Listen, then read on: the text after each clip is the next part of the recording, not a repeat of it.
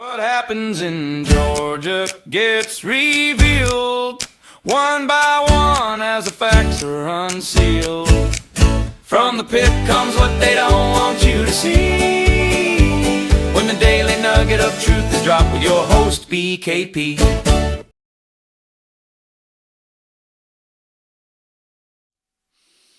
How's everyone today? I hope everyone is doing fine. I'm your host, BKP. First, let me apologize. Our audio got corrupted yesterday. I've been working on it all morning long, trying to make sure everything is correct. I did several tests, so we hope our audio comes through. We apologize for that. But we did publish an article over on our Substack. I'm your host, BKP. You're watching BKP Politics. It's time for a little nugget of truth. A little nugget of truth here. voiceofruralamerica.com. Don't forget, you can subscribe. And you can also, pay for a subscription to help us out. But that's over at our Substack, Vora, V-O-R-A, at BKP Politics. And then we're on Facebook, Rumble, YouTube, and X. And those are all at Voice of Rural America, Facebook also.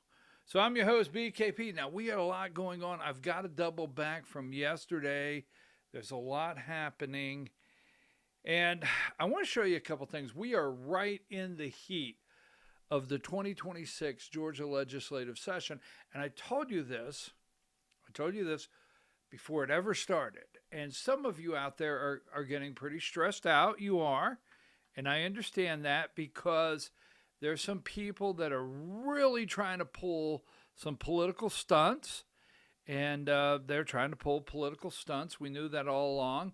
We have several under the Gold Dome, whether they are have constitutional offices like Secretary of State Brad Raffensperger or Chris Carr, or they're in the House of Representatives, Georgia House of Representatives, Georgia State Senate, Lieutenant Governor's Office, whatever it may be. We have a lot of people jockeying for their next position in their political career. We know I can't stand that, right? A lot of political stunts, all right? Personal enhancement for their career. It's all going on. Some people are stressed out. Now, there's the look over here, like Sharia law, and I get it. I, for one, do not agree that at any time whatsoever our courts or laws should be anything around Sharia law. I do not. So, but it's the look over here. Then there's the election integrity, Fulton County, which do we have to spend 2 hours explaining or telling you how I feel about that election, right? 2020. But there's all of this going on and promises being made. We have a lot to look at today. But before we start, I want to ask you this question. Now, I brought these out yesterday, and obviously I didn't have any volume. So I want to ask this question before we start. This hat says MAGA, M-A-G-A. This is MAGA. This hat says Make America Great Again. Now, are they the same? Are they the same? Is there a difference in Make America Great Again and this hat that just says MAGA? If not, tell me. If so, tell me what the difference is. I want to talk about that. So, yesterday, because there was no volume, I did not get to bring up the U.S. hockey team. First and foremost, congratulations to the U.S. women's Olympic hockey team. All right, they won the gold 2-1 over Canada. This happens to be the picture that most are looking at today. Right, this is Jack Hughes, front teeth knocked out, blood, American flag around his neck. he scored the winning goal. And then we have right here the team picture right there. And this is the guy right here. His name is Hellebuck, right? Hellebuck. Connor Hellebuck, the goalie. That's who that 2-1 Canada win in overtime. Here is the save. I don't know if you can see it quite that well on the screen in the third period. Wow. And we found out, we're not getting all worked up over it, but we know our FBI director, Kash Patel, he can party. He can party. All right. Now, this is the first time since 1980 the men's team has won the gold. A couple things to keep in mind there, that this Olympics 2026, the Russians are not there. They can play some hockey now. They're not at the games in Milan. The games are over. Closing ceremonies Sunday. And not to diminish the value of this win in any way whatsoever, keep in mind in 1980, the United States Olympic hockey team, Miracle on Ice, was entirely made up of amateurs and collegiate players with the average age 21 years old. Just keep that in mind. So, just something.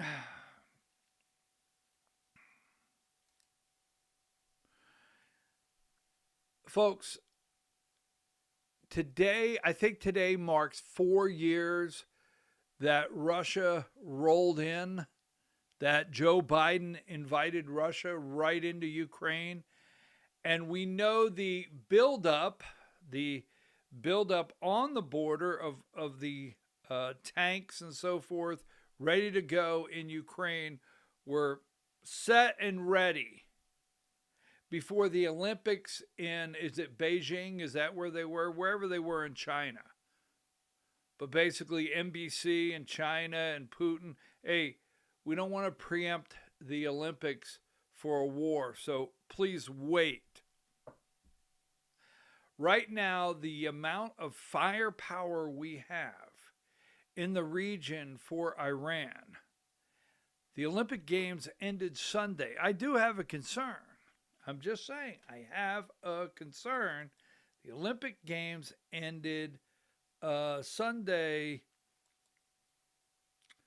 I don't want to go to war. I don't want to go to war with Iran.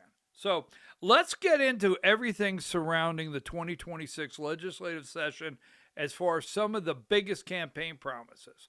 Now, you're being promised to cut. And here's what we're getting ready to talk about, because it's just not possible. It's what they don't tell you, what they're hiding, okay? And if and when they do it, how they plan to pay for it. Now, when they tell you they're going to cut state income tax, right? And they're going to cut homestead property tax, these things are going to be cut, eliminated.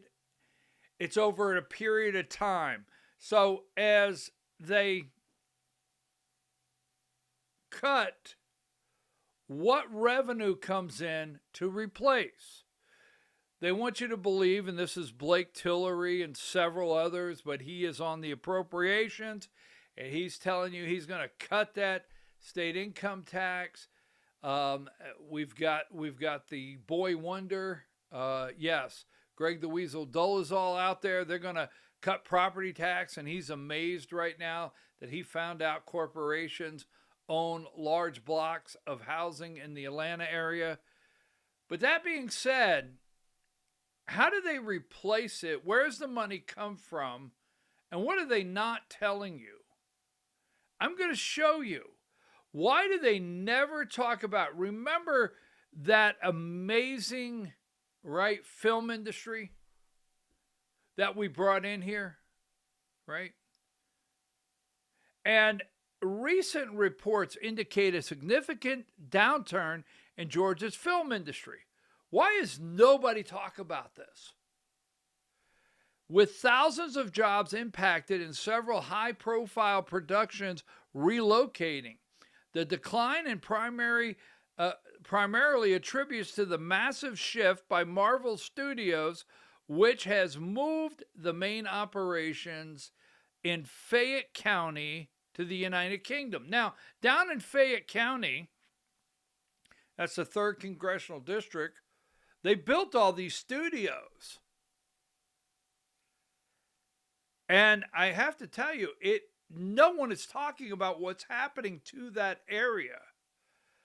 Key statistics on job and production loss. Jobs at risk. Estimates suggest that 20,000 jobs are being taken out of Georgia as a direct result of Marvel Studios' exit. Now, this is all AI generated. This is what AI is telling me is taking place in the film industry right now in Georgia. Production drops.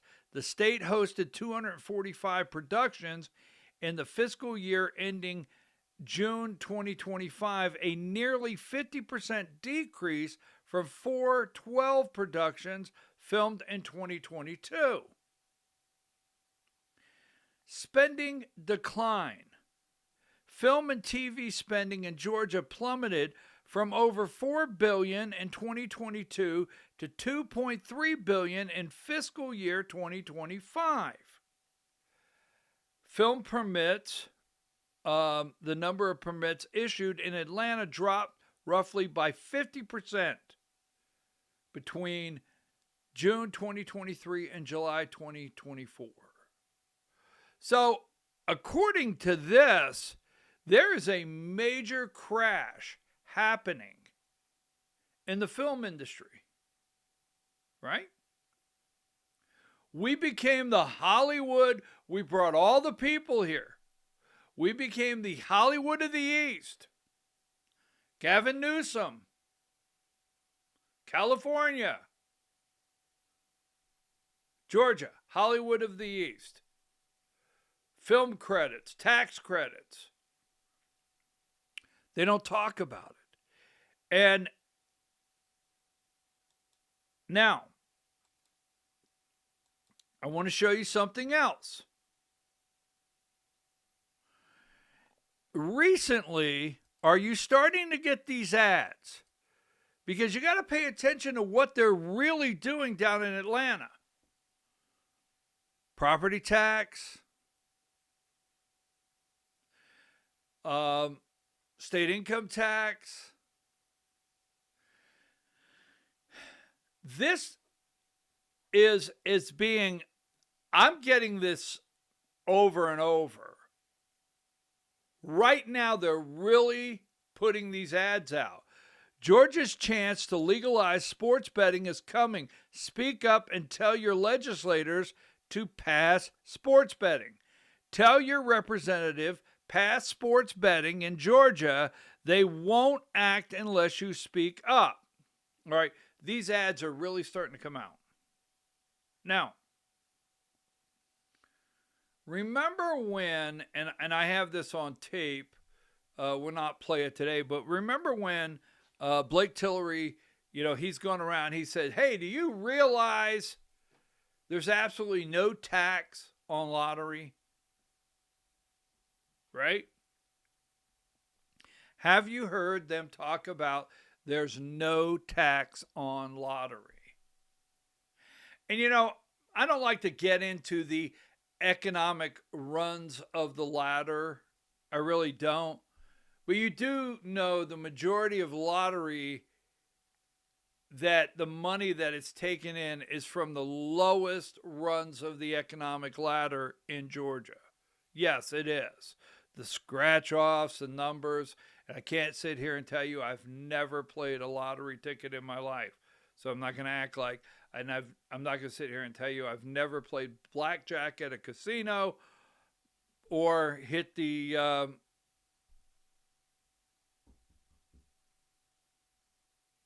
video poker. I don't know. I have been to Vegas. I've been to Atlantic City. Want to be clear on that. All right. So, but sports betting. Now, the thing is, taxes on lottery. 2, they want to run gaming through the lottery commission. It's all set up. Everything is set up. And this is not sports betting, all right? They want everything. They want horse tracks. They want OTBs, off-track betting. They want casinos. They want it all. Do not think that they don't want it all. Now, I'm totally opposed to it. Why? Why would you pass anything? And I know you're going to say, well, wait a minute, alcohol is legal, beer is legal. All right, I get it. But if you're going into something knowing, I think, like 10%, you can check me on the numbers later, but like 10% has to go into a fund to handle addiction. Yes. People that have a problem. People that lose it all. That need counseling, need help. Why would you legalize something that you know a percentage of your population it's going to destroy them? But, hey, now, what does this all have to do with anything? I'm going to show you here. Because I don't trust any of them down there. I know what they're doing, and I know why this is very quiet. All right? Now, number 8 here on my screen. As of 2026, several gambling bills are currently under consideration in Georgia General Assembly.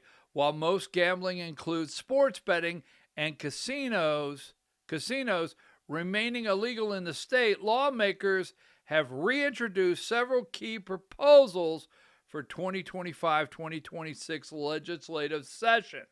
All right, so you got House Bill 910, Senate Resolution 131 for a constitutional amendment, House Bill 686. Now, obviously, you'll hear your lawmakers say, well, shouldn't you be allowed to vote on it? And that's their out of taking a stand on it. So, just want to show you a couple things here. This is Gaming and Leisure Properties, Inc. Now, do a little research. You talk about data centers. I get it, right? Gaming and Leisure Properties, Inc. reached,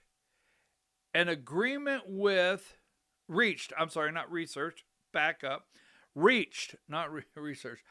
Gaming and Leisure Properties, Inc. reached an agreement with Macon-Bibb County to buy the former JCPenney building at the Macon Mall for $20 million and completely revitalize the space.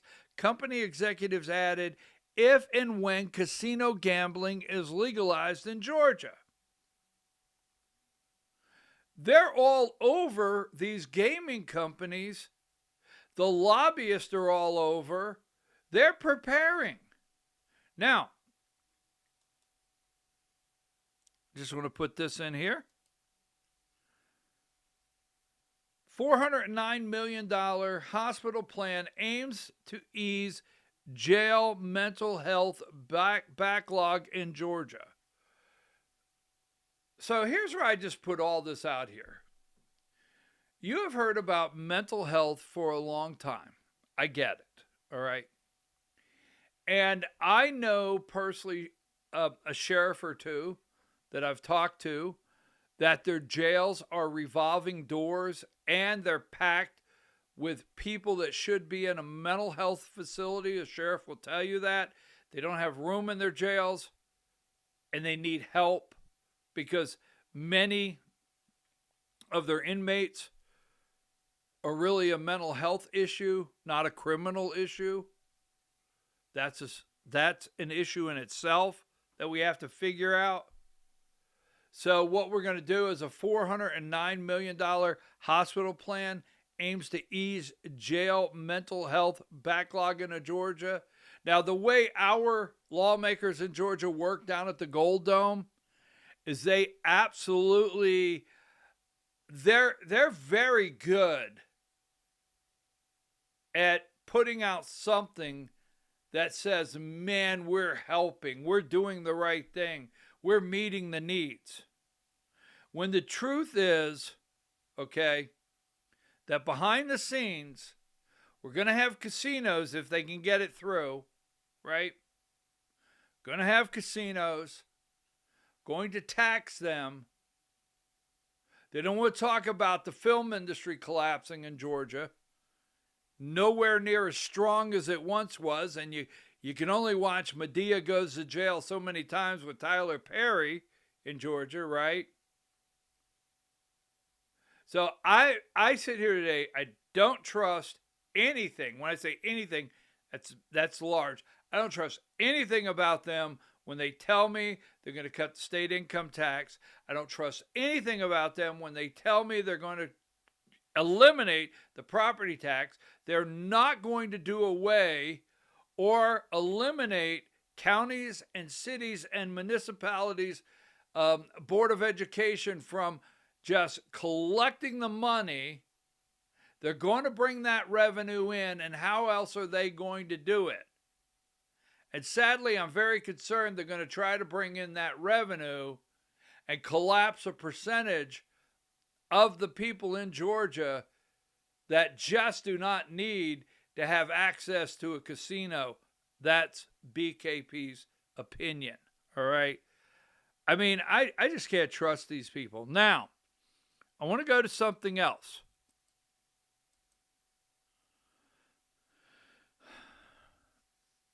What was the deal? Now this one has me spinning. It really does. What was the deal in Valdosta? All right.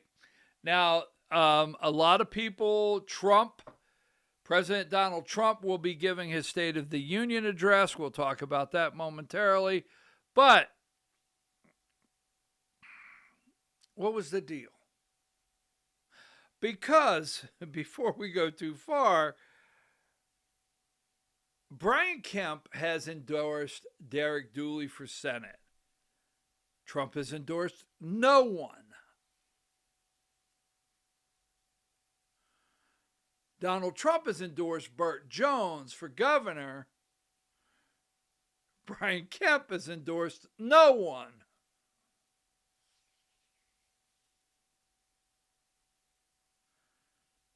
Now, you have to keep in mind when this handshake took place, I have been told, I can't confirm this, but multiple sources said that J.D. Vance brokered this deal. And what I mean by that is this handshake took place after Trump came to Atlanta, had a rally, and spent about 10 minutes beating the hell out of Brian Kemp.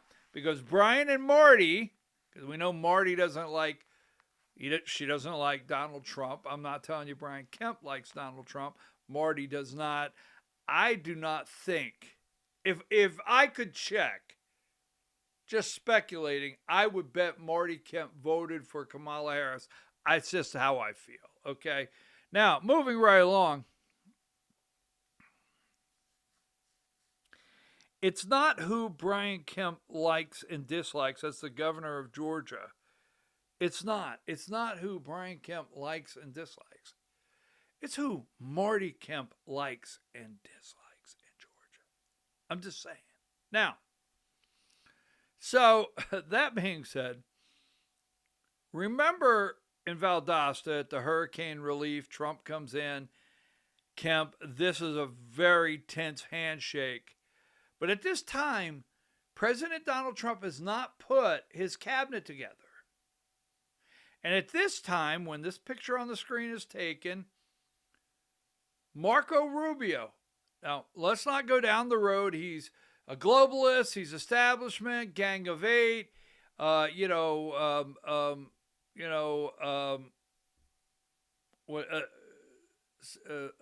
asylum, wants to give illegal citizenship pathway, whatever, all that.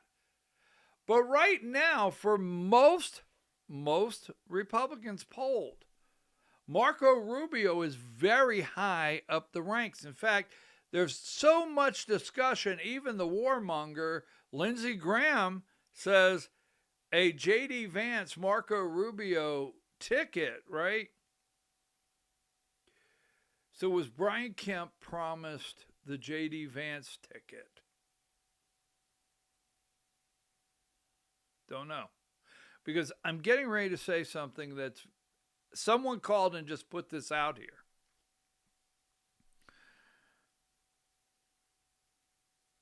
You have to keep your name moving and spinning in politics for the most part to stay in the game. So a lot of people thought Brian Kemp would run for the Senate. And then a lot of people said, no, he's going to hold out to run for president. Everything out there. What was the deal? Now, so Rick Jackson has made a statement that Rick Jackson made a statement, the billionaire running for governor, that if he could not complete everything he wants to do or something of that nature, don't want to quote him, he would not seek a second term, right? He didn't, quote, say, I'm only going to run for one term. I'm only going to serve one term. I've not heard that, quote, hey, I'm Rick Jackson running for governor, and I'm only going to serve one term. But Rick Jackson has said that if he could not complete and check off these boxes, he would only serve one term.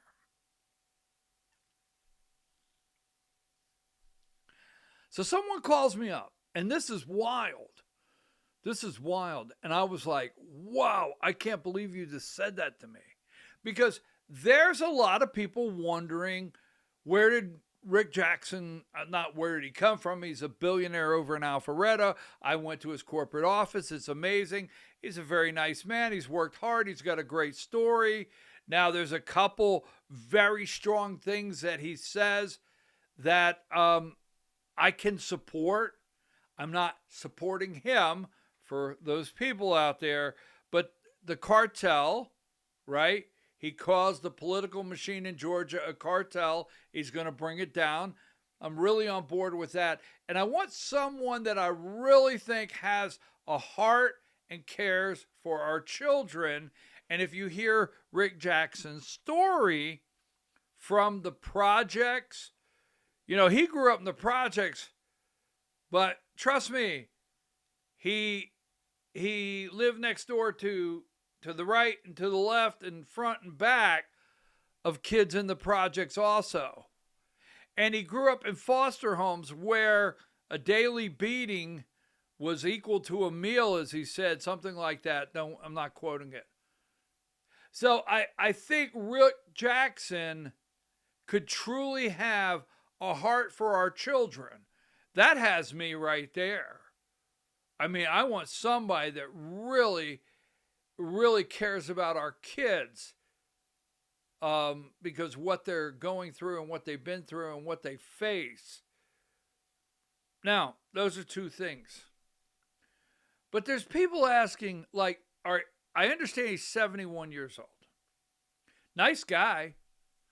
In fact, I'm going to tell you about his stop at Warner Robins, because I don't go to the spinners, you know, the spinners, the people that spin what really happened at these locations and these meetings. You know, they come out and write how, you know, we had a great day campaigning in North Georgia when Burt Jones had what I consider, to me, it was, I know Pickens County, I know Appalachian Gun and Pawn, I know, you know, Pools Barbecue, I know these campaign spots, and I consider it a wasted day in the Burt Jones campaign in North Georgia Saturday, but they will write the spin.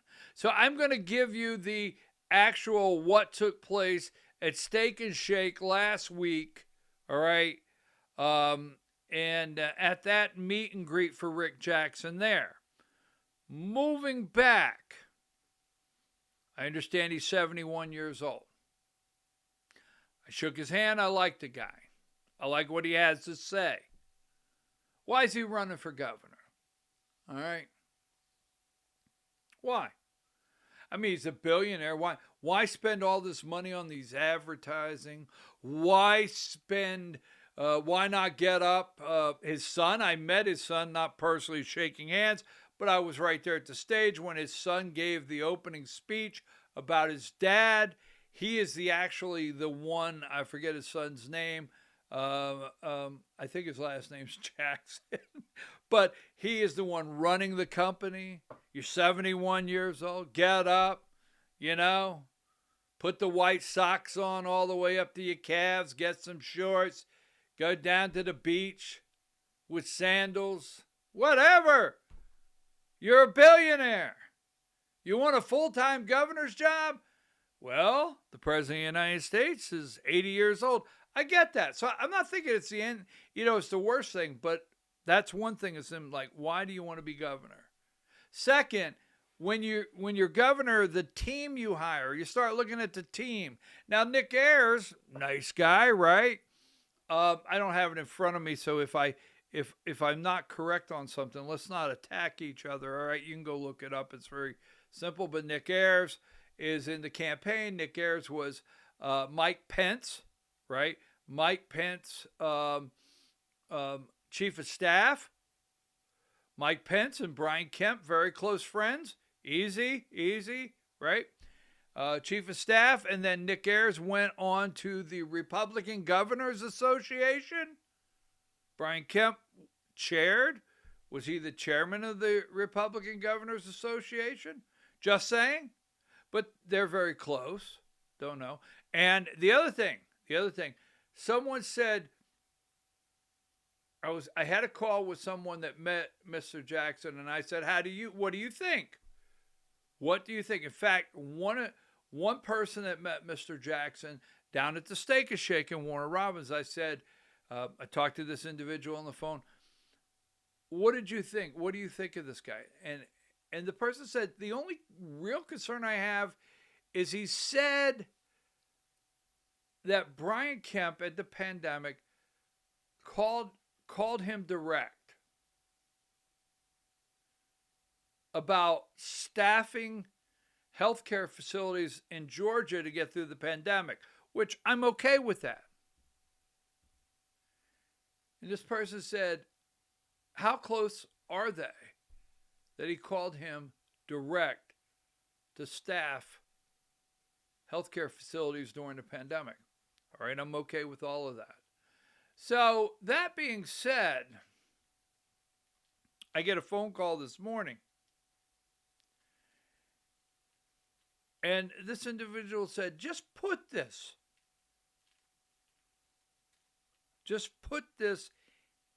in the possibilities.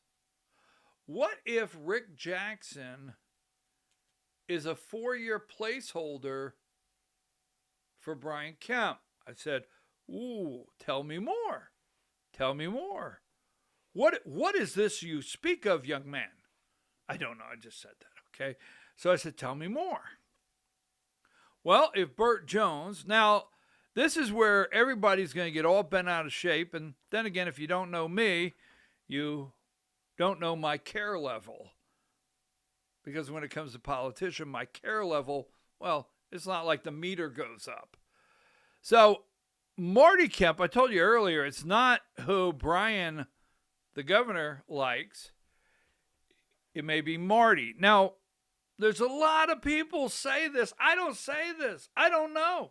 But a lot of people say Marty's not real fond of old Burt. Just saying. I'm just saying. They say she's not real fond of old Burt. So what if Burt, now let's just run this scenario so we can get moving through here.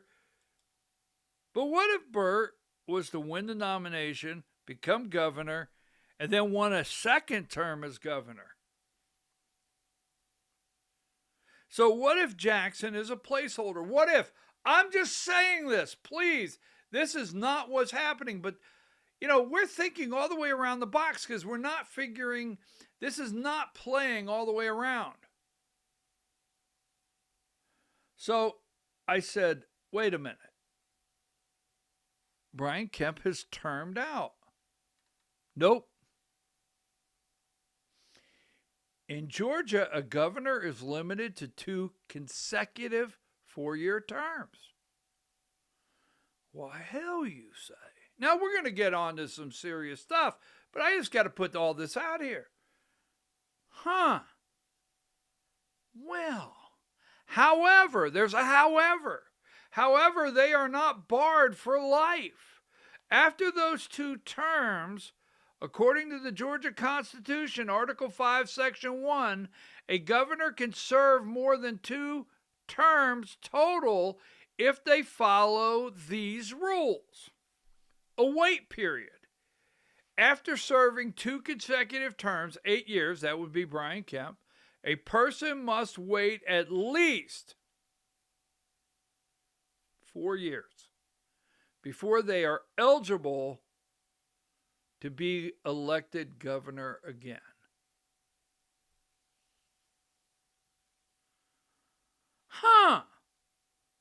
So what if? We're just having a little fun. We're kicking the can around, right? Why not? Kick the tires on the thing. We don't know if we're buying into this. But what if Rick Jackson comes in and splits the rail here, blows up the Republicans? Just what if? Maybe a Democrat gets in. And 4 years later, because I'll tell you what got me, is Brian Kemp has released a going out of office / campaign video that I find interesting. Seriously. It's almost like, I'll be back. I'm not Arnold. I don't want to do an I'll be back, right? But keep this in mind. He could run again. 4 years. Well, I'll be daggone. You don't say.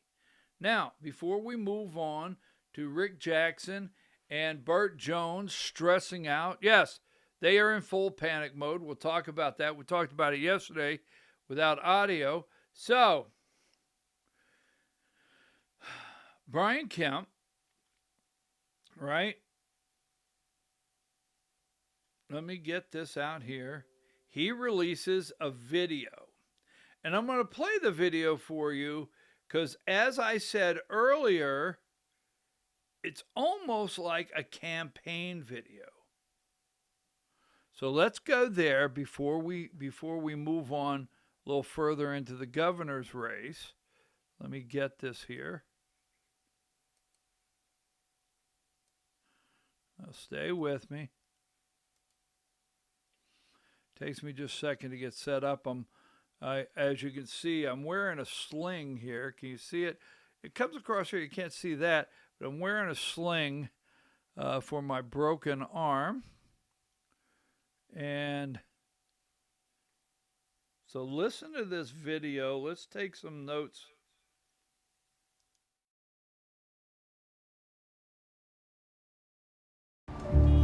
Our goal as elected leaders was to do the best we could for the people who sent us here to serve in this building. We worked together to make our communities safer, their dreams more achievable, their lives more prosperous, and their future a little brighter. My fellow Georgians, there is no question the state of our state is stronger, more prosperous, and safer today than it was in January of 2019. State taxes on hard-working Georgians are low and going lower. Our rainy day fund is at a record high. Our schools are fully funded.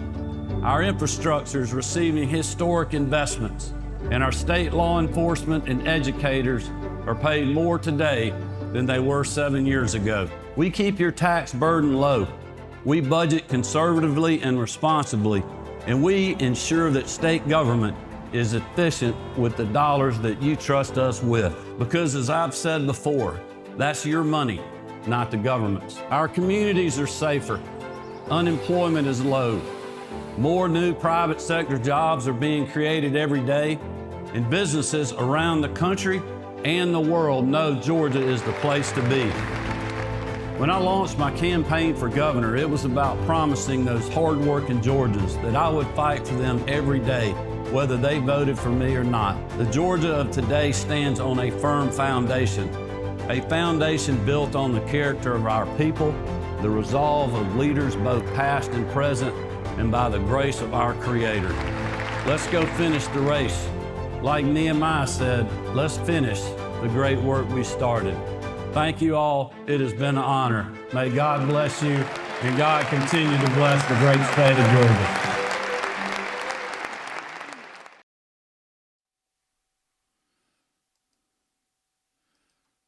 So no matter what happens, that's how I left it. I mean, that is one heck of a campaign ad. I mean, no matter what happens, who gets elected, Democrat, Rick Jackson, Brian kept saying, that's how I left it. Now, a little fact checking here, all right?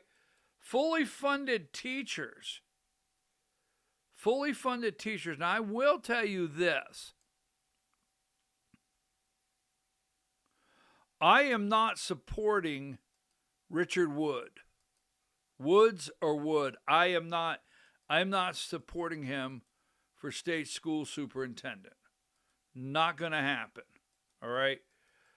But I just want to show you a couple things. The fully funded teachers, reading proficiency. And I think you know that. And and how many illegals are in this country. Let me get this here.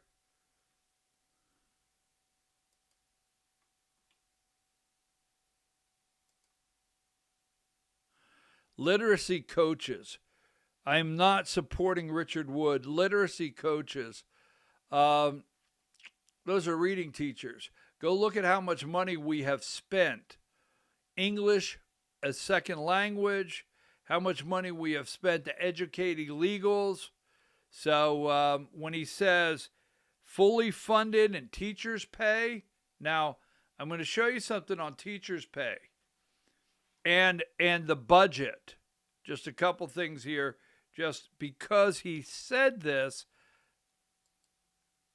Common Core, cursive writing is going to go back in. And as I said, not. As governor of Georgia, before we move on, as governor of Georgia, and he said in 2019, so we'll go with 2019, he has the nerve to say budget, conservative, and efficient, and your money. Well, we know what the rainy day fund is and the billions of dollars in there.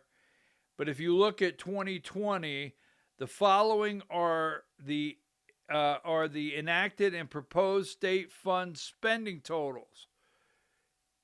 $37 billion from $27.5 billion to $37.7 billion.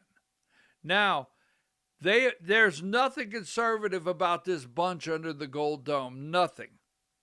All right. $10 billion. While we're looking at, as they want to call it, conservative, the 2026 amended budget Governor Brian Kemp just signed, Georgia politicians just jammed through a 12% spending increase. The supplemental. So they always leave the legislative session with a budget, and then at the beginning of the next year's legislative session, you have to pass a supplemental to adjust things until you get to the spending of the new budget July 1st. I think July 1st is when we start the fiscal year in Georgia. $4.5 billion jump, while the state still carries, we still have approximately $10 billion in debt. All right. So I just wanted to say that concerning, and I want to show you something else when we talk about teachers, because as you well know, we love our teachers here, but I want to show you something when they start talking about cutting taxes. Let me wrap this up. We'll put both of them together. Then we'll get into our next subject today, because I'm tired of the political stunts. Yes, I don't want anything for Sharia law. I would like ivermectin to be sold over the counter. That's a simple one. I do think we should have a medical freedom bill. But trusting these people that are running for office out there every day with political stunts, and people keep sending me videos of one particular member of the state Senate running as lieutenant governor, of what this individual seems to be enlightened and has discovered. We'll get to that in just a minute. I mean, don't fall for these political stunts, people. Hold your ground. Now, this right here, remember, Georgia House Republicans announced plan to eliminate property tax. Well, let me just show you something. And there's only one reason I bring up the state of Illinois, because this is all over the country, fiscally all over the country. This is what's on the screen. You may not be able to read it. Illinois pension deficit is widely regarded as the most severe in the United States, with a total unfunded liability for state-run systems recently estimated at approximately $143 billion. All right? When including all 677 state local government pension funds, the total liability across Illinois reaches $493 billion. Now, the top is teacher retirement. Now, we love our teachers. Got it? Love our teachers. But all across this country, there is not a single state exempt from teacher retirement budget deficits. Not a state. They're all, well, I got to go through all of them. Got to be careful. Someone will fact check me.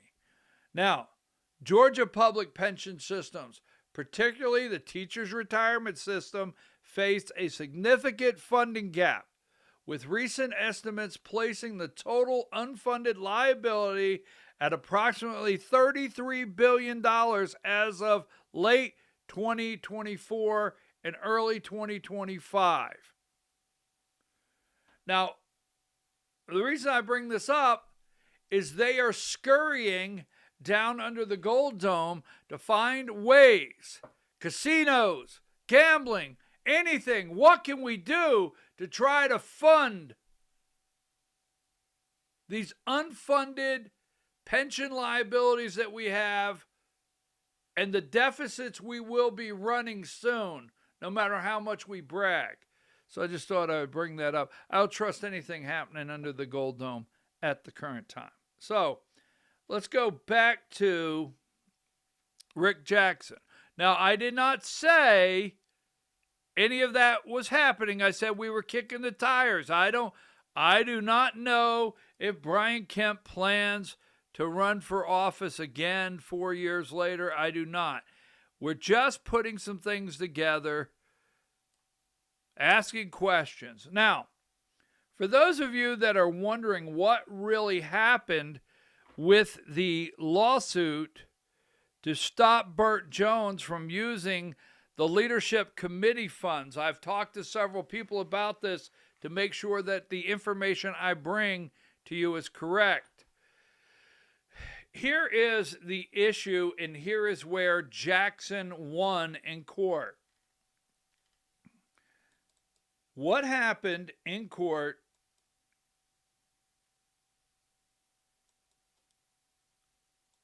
stay with me here. Got to get this pulled up before we get to the campaign stunts of the day. So he goes to court, and they actually make the argument that Burt Jones cannot use this money at this time. Wait a minute, what's that mean? So Jackson for governor, temporary restraining order granted against Burt Jones. The United States District Court, blah, blah, blah. Cancel reserve media buys. So what really happened here, and where this is a major blow to the Burt Jones campaign, is the leadership committee fund that Burt Jones is using is for lieutenant governor. So the court would allow him to keep using that money if he was running for re-election right now in the primary for lieutenant governor. But what they're saying is, and the argument is, no. You can't take the money out of this fund as lieutenant governor to run for governor. You can't put it for two different offices. Let me get that clear. I might mess it up a little bit. So he had to cancel all the media buys. And the media buys are at a much better, when they put the blocks in place, much better pricing than what's coming down the road. But if Burt Jones becomes the nominee, then he will be running for governor, and he will be the nominee. He can then, we understand, be able to use the fund. A little convoluted. We need to get rid of all of them, period. We need to look at campaign finance, because politics is $1 trillion, folks. $1 trillion industry, from mayor, dog catcher, commissioners, whatever, all across this country. And it produces, to me, absolutely nothing, but the majority is corrupt politicians.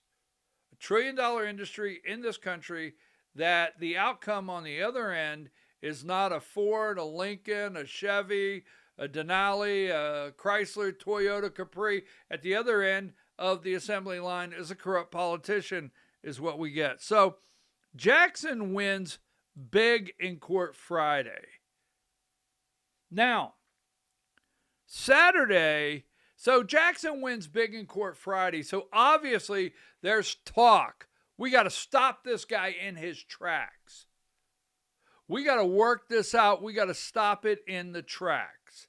So I'm going to play a little bit of Burt Jones Saturday, and you're going to hear on Saturday where the plan was being put in place to stop Rick Jackson from going forward as a candidate for governor in the state of Georgia. Let me get the screen. We're going to play one at a time. See if we can make this happen. Georgia is the firewall right now. Georgia is the firewall as far as the national politics is concerned, because the Democratic Party knows if they ever take Georgia, they will control the politics. I had the opportunity this past week. President Trump came into town, and I got the opportunity to ride around with him. Right? Yeah. I saw your picture. Yeah, and he's a great guy. We talked about everything from the the controversy going on out in Iran, to the economy, to even NIL. You know, and so and he said, what would you do about NIL, Bert? And I was like, well, I can write it down for you if you want me to. And we can fix it real quick right here, Mr. President. But he said this. He said, Bert, he said, they are after you. They're after you because they're afraid of you. And he says, you just tell me what you need from me, and we'll make it happen. Because he knows that the three guys I'm running against never trumpers. They never have been there. They weren't around in 16. They weren't around in 20. They weren't around in 24. They didn't help. They ran and hid, and in some cases they donated a lot of money to the other candidates right there.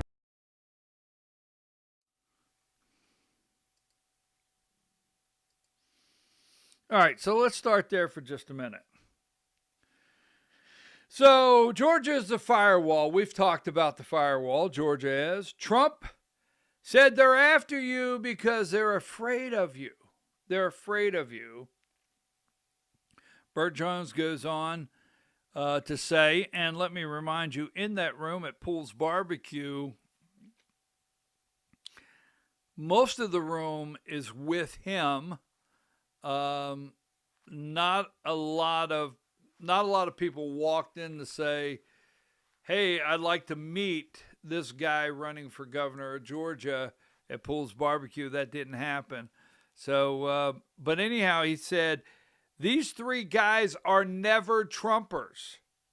Never Trumpers. And the one guy gave a lot of money to his opponents, all right? So he's laying the groundwork for Rick Jackson, running against Rick Jackson. Now, let's go back to the next video. I'm going to start breaking some things down for you. All right, so I've got this new guy in. I'm calling him Slick Rick now because he wants to put himself out there as a business guy, but he got a lot of state and federal contracts that he's dependent on. So that means he's dependent on taxpayers' dime right there. So just be careful. We're gonna have a lot more information about old Slick Rick before it's over with here. But I will tell you this: I don't like to run those type campaigns, but I've been attacked so much that at some point in time you got a punch back, you know. And but I need your help. I need your support. I appreciate every one of y'all in here, and I appreciate all the encouragement and everything y'all give me, Joe. And I'm happy to take questions, but.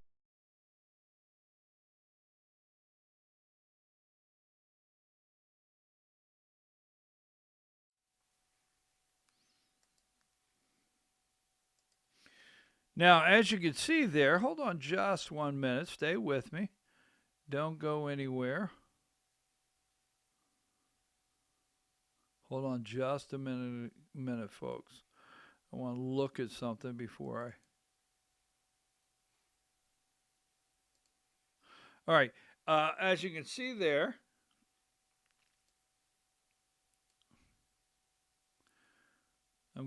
let me slide this over. Hold on. Let me play this video, see if I got them all in. I'm calling him Slick Rick now because he wants to put himself out there as a business guy, but he got a lot of state and federal contracts that he's dependent on. So that means he's dependent on taxpayers' dime right there. So just be help. And I'm calling him Slick Rick now because.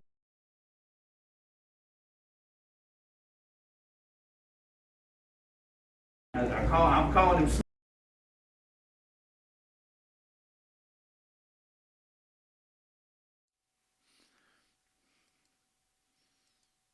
Just wanted to make sure I had all the videos. I thought I had another one, but now Slick Rick, right? He depends on a lot of state contracts. Did you hear that? State and federal contracts. We're going to have a lot more info. So what I'm getting at is they were working out this plan over the weekend. How do we stop this guy, right? So let's get to back here.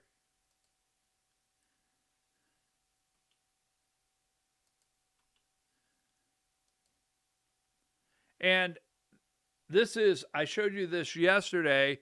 Well, we didn't have the video up yesterday because we had an audio problem, but this is Jason Ridley, a Republican lawmaker aligned with Lieutenant Governor Burt Jones, is pushing legislation that aims to stop Slick Rick, as Burt calls him. House Bill 1362 would prohibit someone with state contracts from running for office. Pretty darn interesting. And the campaign, we are not surprised Rick Jackson has taken a page out of Stacey Abrams' playbook using lawfare to target President Trump's endorsed candidate.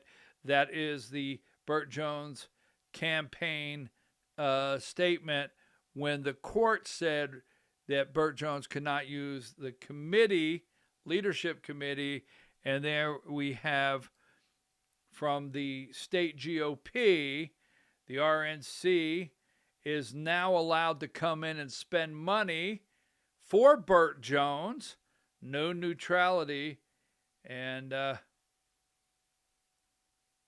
so let me go through a couple here. This is Appalachian Gun and Pawn Saturday. Now, this is Rick Jaspers, and this is the owner of Appalachian Gun and Pawn, and Lieutenant Governor Burt Jones is behind them. And this is where they were getting ready to take a picture. I was in the area. I moved back not to get in the picture. I don't do that. And when I moved back, I said, I can't be in the picture. Burt Jones said, with everybody able to hear it, he can't be in the picture. He's on Rick Jackson's payroll. And I will look you in the eye. I'm looking you right in the eye and telling you I'm on no one's payroll.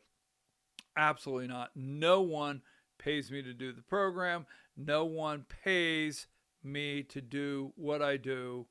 I'm not one of the grifters. I'm not on there that is getting dark money. That's my opinion. In my opinion, there's a lot of dark money that floats around, and people are on podcasts or on social media, grifters that are carrying water for politicians. I do not carry water for politicians. I put pressure on him. I looked him right in the eye and I said, I don't appreciate that because I am not on anyone's payroll. And he said, oh, I'm just joking. So, yeah, he said, I'm just joking. And let me get to the campaign stunt here. This is Sally Grubbs right there in the white with Burt Jones that he put on the state election board for a campaign stunt. And going right through here, just quickly as we move along, Brad Raffensperger is going to cut taxes. Here is Burt Jones with his BFF, Josh McCoon, the chairman of the Georgia Republican Party. And I find it quite interesting. There's a lot of heat right now on the Georgia Republican Party because Josh McCoon stepped out and Amy Kramer signed it, and Jason Thompson, National Committee woman, National Committee man for Georgia to the RNC, also signed the waiving the Rule 11 to give the RNC the green light to come in and support Burt Jones over other primary candidates for the governor of Georgia. And here is Burt Jones with Josh McCoon. There has been, to my recollection, the 12th District of Georgia, the 8th District of Georgia, the 10th District of Georgia, and the 9th District of Georgia have all passed resolutions condemning the state party for waiving Rule 11 to bring in the RNC in the primary. But here is Burt. He set it all up. Now, just a little interesting while we're at it, this is Chairman Josh McCoon. In the background up there is his wife, Jacqueline McCoon, who happens to be the president of the Butts County Chamber of Commerce. That's where Jackson, Georgia, where Burt Jones lives. Can't make any of this up. But Josh has closed off his X account. These posts are protected. He's gone underground. Josh McCoon has gone underground with his post. Now, let's go to some campaign stunts. So I said this, nowhere will you find that they actually have said they're running mates. But this is Lieutenant Governor Burt Jones. And as you can see here, that's Greg Dolezal. Hey guys, Greg Dolezal here with my good friend Lieutenant Governor Burt Jones, right? So he's running for Lieutenant Governor. Greg Dolezal, Burt Jones is running for governor. My opinion, they're running mates. And they have a problem. Now, Burt has a serious problem. So here's what I say. They say, to the Bat Cave, right? To the Bat Cave. And here they are, right there. To the Bat Cave. And there is Robin, the sidekick, dynamic duo with Batman, protector of Gotham. Just saying. All right. Now, moving right along, let's look at the Boy Wonder. All right. Now, here is the Boy Wonder. And I refer to Greg the Weasel Dolezal as the Boy Wonder. Because, holy cow, Batman, he has discovered everything. I mean, he has. Let's see what the Boy Wonder is up to. And how many political stunts he is attempting as running for lieutenant governor. If you can't trust him now, and I don't trust him, that's up to you. If you can't trust him now, how can you trust this guy if he gets the office? Like, when will he consider something to be a crisis? On election eve? So let's see what the Boy Wonder is up to. Now, as we go through, let's remember the Boy Wonder, Greg the Weasel Dolezal, is friends with Rob Pitts, Fulton County chairman.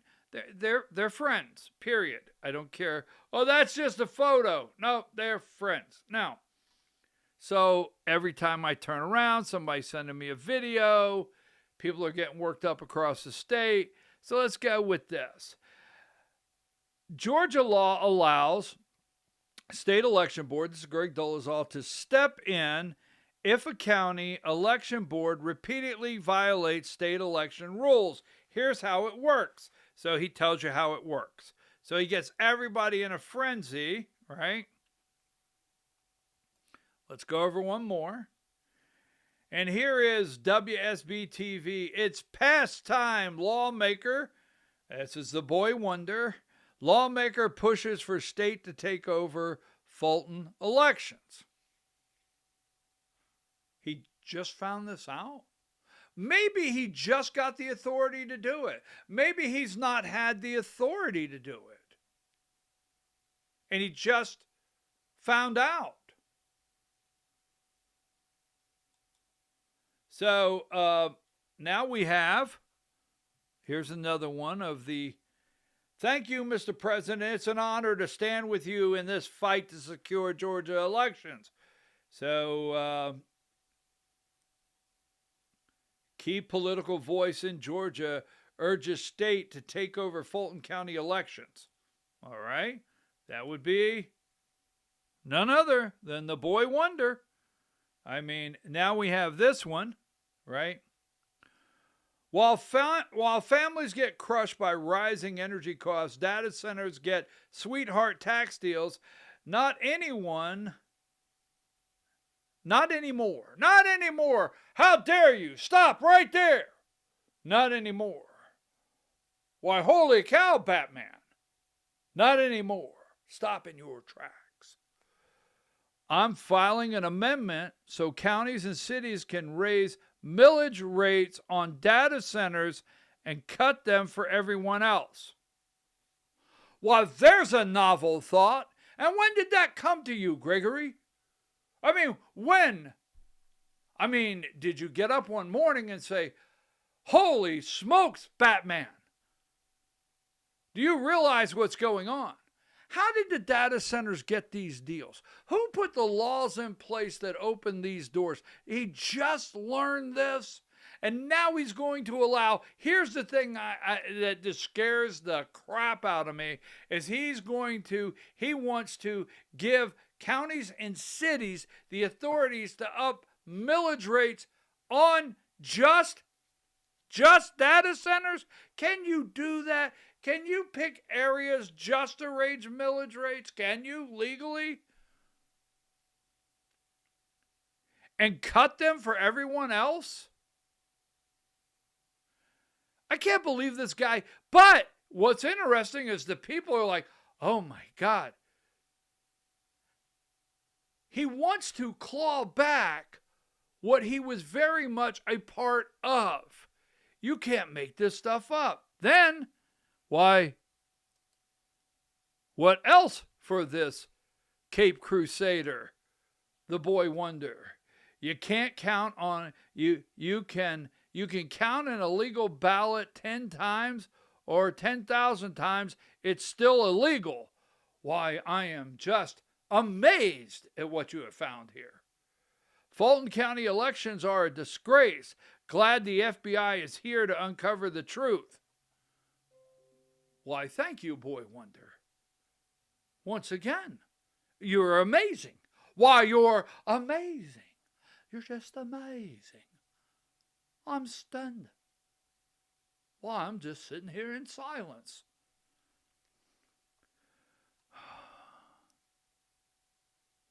I mean, what is really, I have to say, maybe upsetting here is some of the people that are sharing these videos and everything, and he keeps going on the floor of the Senate and using our tax money to do campaign stunts on the floor of the Senate and puts them out in what I call social media. Here we go. Breaking: Fulton County, Georgia Chair Rob Pitts got a call tipping him off 3 days before the raid there would be arrest over election crimes. So he got tipped off. Don't forget, now this is Greg's friend.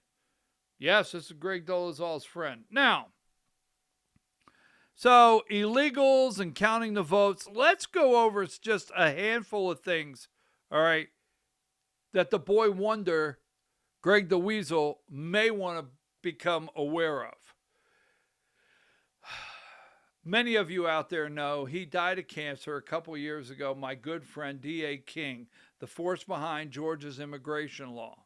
Now, D.A. fought the battle down in Atlanta year after year after year, okay?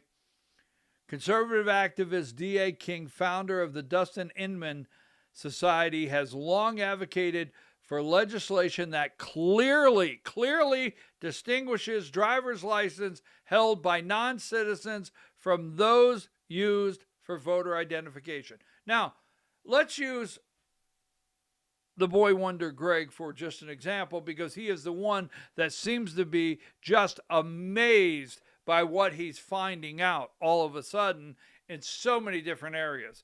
Voter fraud, illegals voting, the voter rolls, what's happening in Fulton County, the ability to remove the election board. So I'm going to show you some things here, okay? This is where keeping it real takes place. Little nugget of truth. So while he has historically pushed for various measures to restrict illegal immigration, all right, distinctive labeling, we have pushed this. I helped support him with this. Now, D.A. King, he made the lead. He took it to the Capitol. He walked the floor. But distinctive labeling, King supports requiring that driver's license issued to non-citizens be clearly marked. A recent Georgian bill, HB 1109, proposes that such license must include the text, bearer not a U.S. citizen, not voter ID. Unique identification numbers. I mean, this guy, non-citizen, he wanted a prefix in front of the driver's license number with an NC. So, Greg, I just want you to know, considering you have come into this information that you're amazed by. All right? There's been people working on this for years, Greg, and we would have welcomed you years ago to help us take this stand that you're taking now. I mean, I know you're mad and you're not going to take it anymore, but look here. Holy cow, Batman. So now let's talk about Fulton County Board of Elections. Right now, I'm not an attorney. I don't even play an attorney on TV. So I'm not an attorney. Let's be clear, right? I'm going to tell you what I think here, but the removing the state board of election and him going out and acting as though and going on all these grifter TV shows, and I mean grifter TV shows, as though he has found something that needs to be done. This is how it works. Now, first of all, to take over the Board of Election or put the steps in place to take over the Board of Election in Fulton County has been there since SB 202. Yes. Under Georgia Election Integrity Act of 2021, SB 202, the state can temporarily remove and replace a county election board through a process by the state election board. So, Greg, I don't know what you're hopping mad about right now there, boy wonder. I don't know. But you could have got some people together and you could have made this happen. But you didn't. The following steps are required to facilitate a state takeover. Initiation of performance review. Now, we're going to get into that in a minute because you're going to find all these things and you're going to hear about all these things that Fulton County are doing wrong. And by no means am I defending Fulton County and what I consider a very corrupt election system. But the errors and the laws that they break, there's multiple counties that maybe we should move forward on that parallel with what's going on in Fulton County. Initiate a performance review. A formal review of the local election board must be triggered by one of the following. Local request. A request from the county's governing authority. So the Board of Commissioners of Fulton County, they're not going to do it. Legislative request.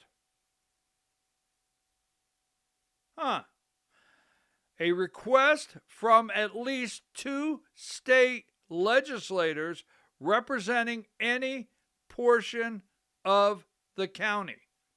So the state legislators that cover Fulton County could do this. Independent state election board action. The state election board can initiate a review on its own based on its own findings. So they could do it, the state election board. Now, the Performance Review Board investigation, an independent performance review board consisting of the Secretary of State's appointees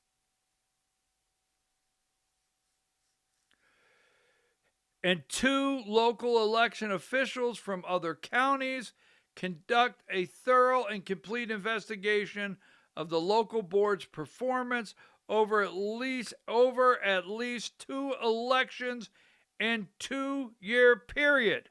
Now, they leave this out. They leave this out.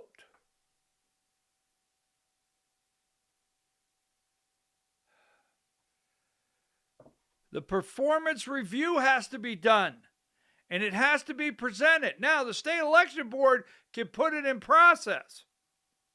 It can be put into play, all right? But the board, a local board performance over the last 2 elections in a 2-year period. Now, keep in mind, President Trump won 2024. So, next, Performance Review Board investigation. An independent performance review board consisting of the Secretary of State, I just showed you that, and 2 local officials conduct thorough and complete investigation. Finding of grounds for removal. For the state election board to proceed with removal, this is after the investigation. With removal, the review board must find evidence of persistent violations, gross mismanagement, list goes on. Could they do that? Possibly. But they have to have that investigation first. Preliminary and full hearings. Preliminary hearings after receiving the review report, the state election board must hold a preliminary hearing within 30 to 90 days to determine if probable cause for removal exists. Then they have to have a full hearing. They have to have a preliminary hearing, right? Yes, they do. To see if a trial's worthy, just like a court, right? They have to have a hearing to see if it's even worthy to go to court for this. A full hearing. If probable cause is found, a full hearing is conducted where the local board could present a defense. Now, I want to go through this thoroughly, and I don't want anything left out because you keep hearing it because the boy wonder. And why don't they do this? And then you have people on there, well, President Trump should take over the elections there. And President Trump should do this. And my God, thank you, Greg, the boy wonder, the weasel. He has had the ability to kick this off, right? They've had the ability, the state election board, to do this last year to get it started. When Fulton County, when the Joe Rossi case, they could have started the investigation. But I'm going to tell you why I think it has been put on hold and it's only been sensationalized to make it look like it when you go on the piece of garbage show Steve Bannon, and you go on all these other shows across the country, and you go on these networks, and you go on the Lawnmower Boys show, whatever that is, and you go to these grifter networks, and you get everybody whooped into a frenzy. So, suspension and replacement. Suspension vote, a majority vote of the SEB, at least 3 members can suspend. Boom. The local board for 9 months. Appointment of a temporary superintendent, reinstatement of permanent removal. So, as it goes on, there's a process they have to put in place. Now, there's a little problem they have. And I know what you're going to say. Well, I've been to every election board meeting, and I've seen the violations, and I've seen the violations here, and they continue to violate. And they're the election rolls and the registered voters, and there's violation after violation. I don't disagree, but Fulton County is the largest county in the state, the largest election board in the state. So in comparison to Fulton County, how many other counties do we have in similar, equal, if not more, violation? There's something you got to remember, because what did I tell you? You have to have, they review the last 2 election cycles, right? Now,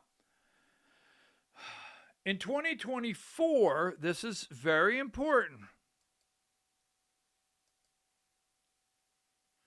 In 2024, remember the major argument. The argument was that the State Board of Election, they were going to get bids. Remember, they were going to get presentations and bids and to pick a monitor for Fulton County. So the commission, Fulton County Commissioners, State Election Board, and the SEB, or the Secretary of State's office, were going to come together and pick a monitor they could agree on. Well, it was done behind closed doors. There needs to be a full investigation of the corruption, right? That could go all the way to the governor's office. I don't see the weasel out. I don't see the boy wonder out asking for that kind of investigation. No. No, I don't see him doing that. But if he could sensationalize something, he's out there doing it. Now, in 2024, Ryan Germany, I know what you're saying. Let me stop you before you go, well, this was wrong and that was wrong and this. I got it. Do the investigation. Find all the criminals. Put them in jail with you. In 2024, Ryan Germany, the former general counsel for the Secretary of State, led an independent monitoring team for Fulton County general election. The role of the team was hired by Fulton County Board of Registration and Elections to oversee the process, such as training, ballot presentation, voting machine programming. Ryan Germany led the team. Former general counsel, the Carter Center, right, was involved. The Carter Center was involved. Matt Mashburn, a former Republican member of the state election board. Lynn Bailey, former executive director of Richmond County elections.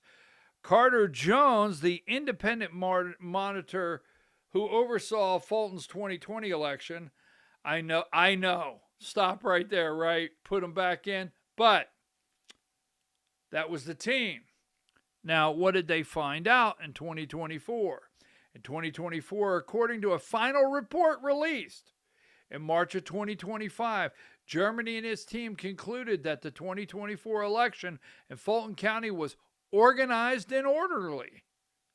The monitors praised the county staff and administration, smooth, secure, accurate election while making several recommendations for further improvements, such as enhancing voter privacy at touchscreens. So they made recommendation for further improvements.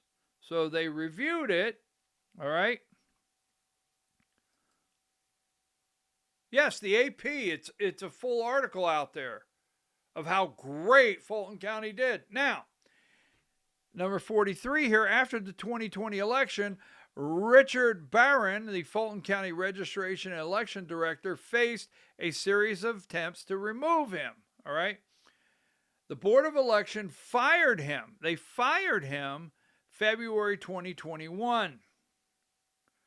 The Board of Commissioners overrode the firing, did not take effect immediately. He resigned November 2021 after nearly a year of intense public scrutiny. So Fulton County got rid of and pushed the guy out. Well, what did they do? And the reason I'm telling you this is you need to know all of it.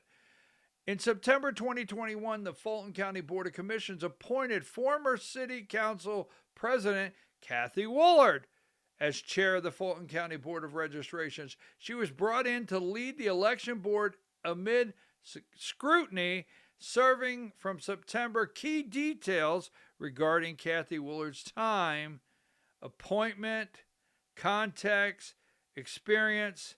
She, according to them, she turned the entire place around.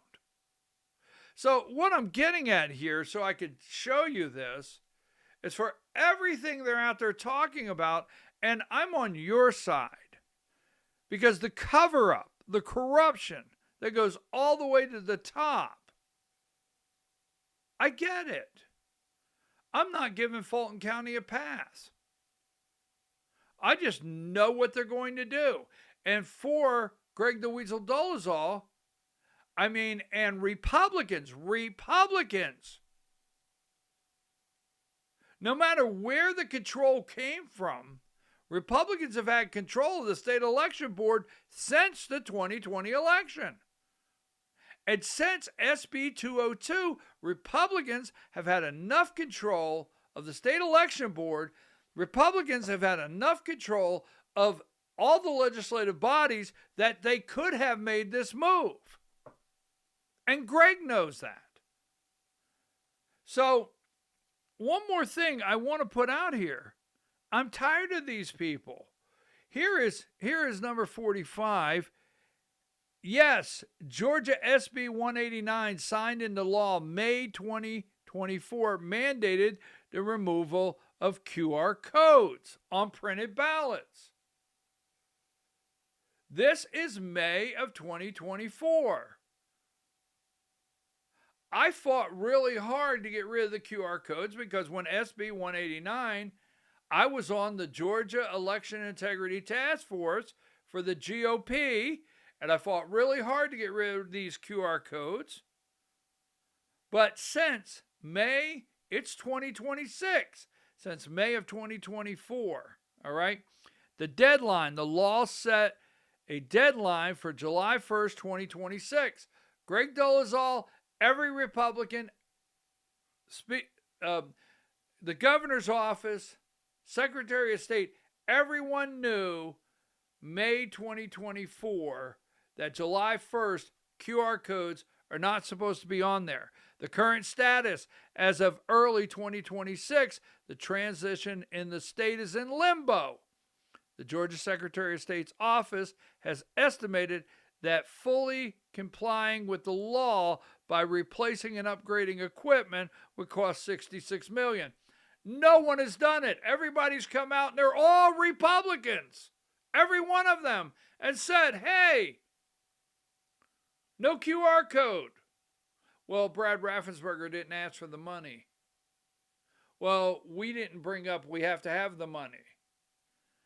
You have the power to bring the Secretary of State's office in and get the laws that are out there put together. So, I just want to tell you, as you're looking at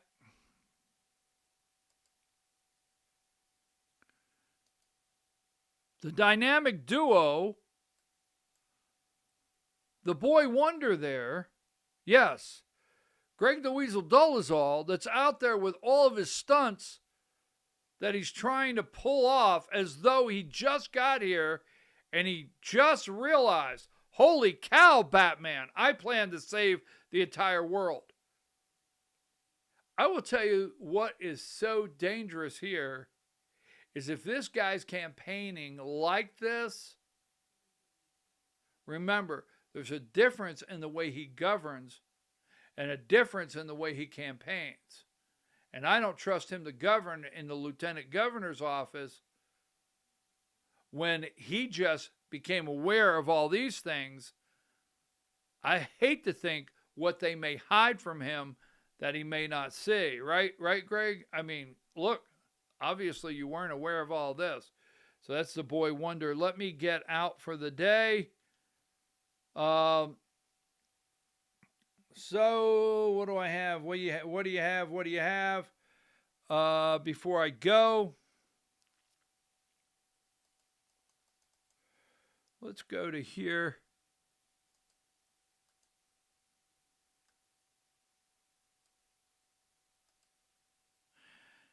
I showed you this yesterday. This happens to be, I'm not going to give any names or whatever. This happens to be the owner of the Steak and Shake in Warner Robins with Rick Jackson, the candidate for governor.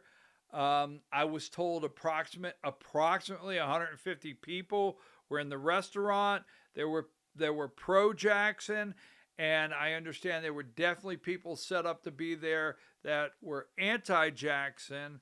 I've talked to about 4 people that were in the crowd and got a lot of details on this meet and greet. We'll discuss it at a later time.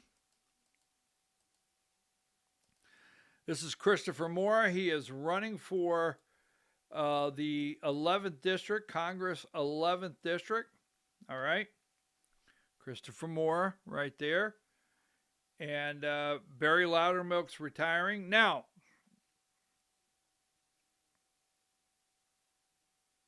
no, I'm not going to go today. This is an outstanding guy. The AJC, no one will recognize he's running for Congress because they're afraid of him, and I'm serious. But here's Barry Loudermilk. This is Patricia Murphy Representative Barry Loudermilk's endorsing his chief of staff to replace him in what is expected to be a crowded GOP primary for the Georgia seat. Rob Atkinson, his chief of staff, is running. Now, the latest polling here that we see, Mike Collins is up over Buddy Carter. And I want to bring up Buddy Carter for a minute. He's at 19% and holding. He is currently the congressman from the 1st District. There is a race to replace him. And no, I did not bump my head. I'm getting ready to tell you something. But Mike Collins looks like the runaway as Derek Dooley is struggling to break double digits there. Also, Brian Kemp has endorsed Derek Dooley, brought him into the race. President Trump has not endorsed in this race at this time. So this one's going to get interesting.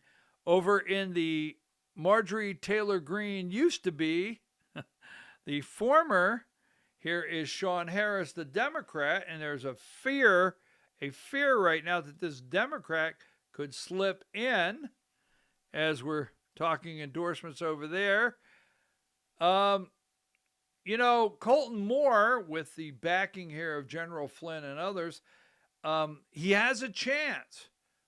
Clay Fuller, Donald Trump's endorsed candidate, he's not a lock over there in the 14th District. There's about 15, is it 18 candidates? So let me say this before we close. Tonight is the State of the Union address for President Trump. Is this Mike Johnson? This is the swamp. I'm just showing you the swamp Mike Johnson wants Clay Fuller. Is this Mike Johnson's last State of the Union address? Sitting behind the President of the United States?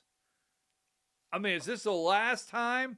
Because the State of the Union address is actually a legal meeting of Congress. It's a combined. The House of Representatives and the Senate come together. That creates Congress.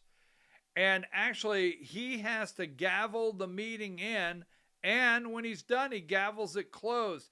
It's an official government meeting, the State of the Union address.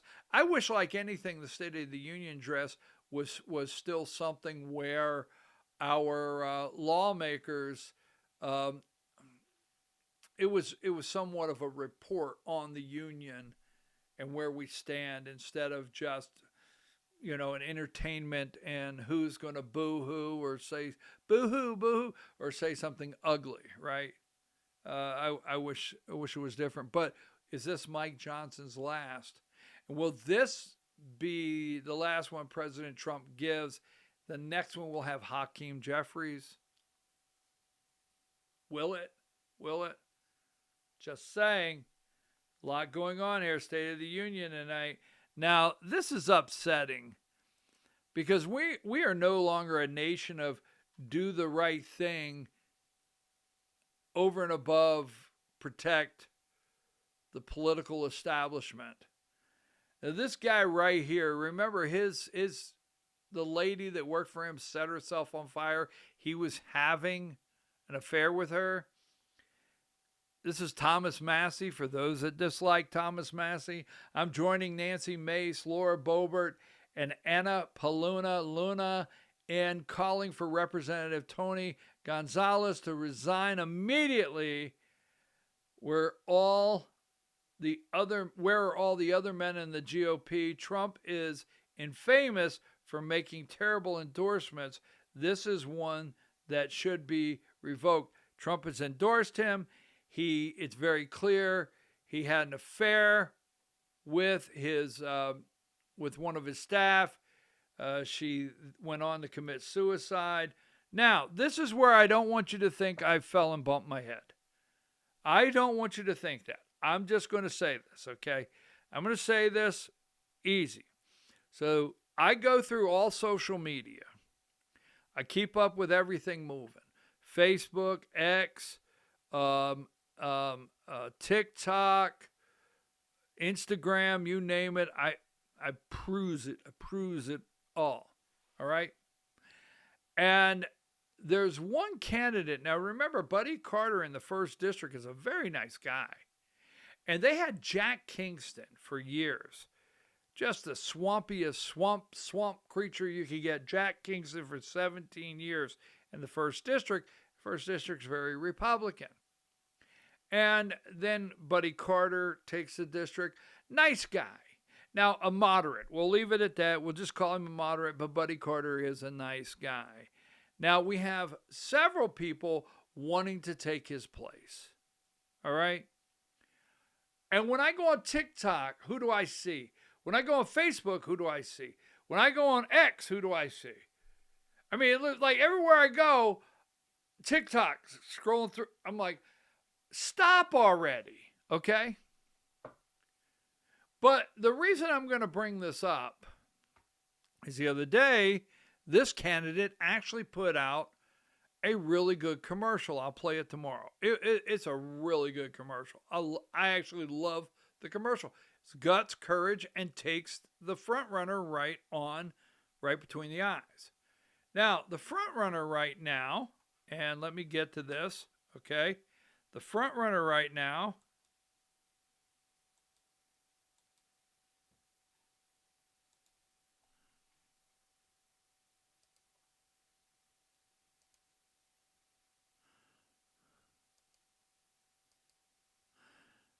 is Jim Kingston, Jack's son.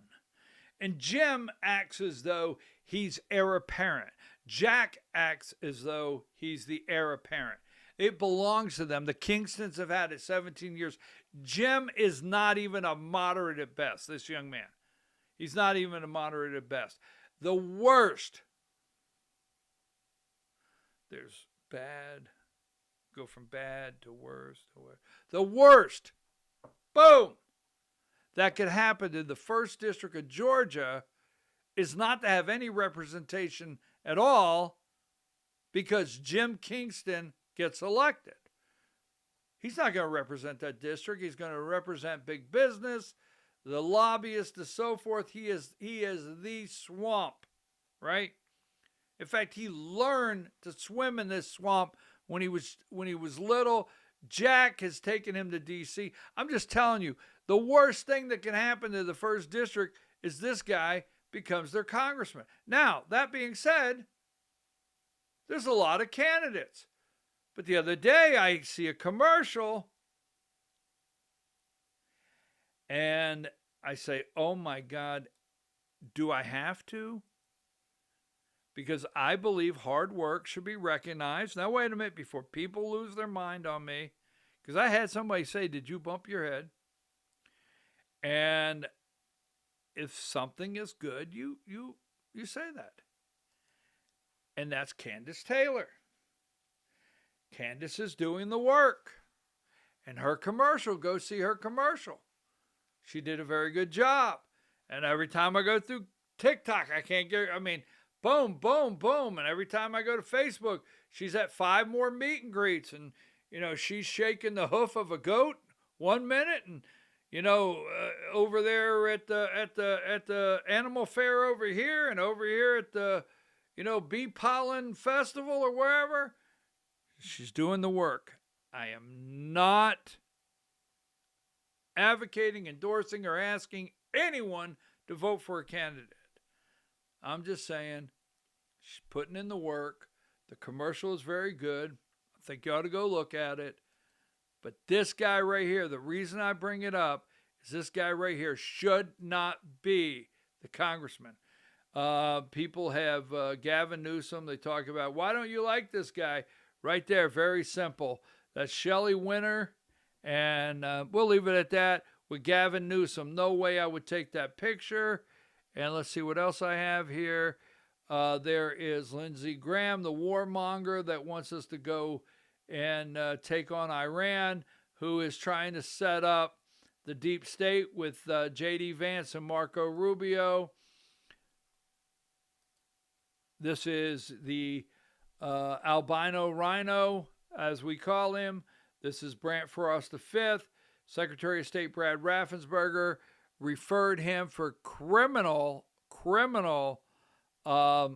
investigation, and Brad Raffensperger said this is just one of many we expect to file. So this thing's coming apart at the seams, and here he is, the albino rhino, Brant Frost V, right there. Seek a criminal probe. He was also a civil fine of $500,000 had to be paid in 30 days. We always like to remind everybody before we leave that since 2005, look at that, since 2005, Georgia Republicans have held the governor, Senate, and the state house. And, you know, are you aware? Did you know that Georgia we have 159 counties?